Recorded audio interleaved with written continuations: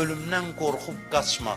Ölümün nəyi pisdir? Ancaq görüntüsü pis gəlir insana. Baxırsan, nə görürsən? Meyitdir, aparsan qəbir şeylə yuyursan, kəfənə bükürsən, aparsan hara torpağın altına, qəbir samlıq, qəbirlər. Hamısı qorxulu, xoşa gəlməz mənzərələrdir. Amma onun arxasında nə var? Hara gedirsən ölümlə? Onu soruşmur adamlar özləri.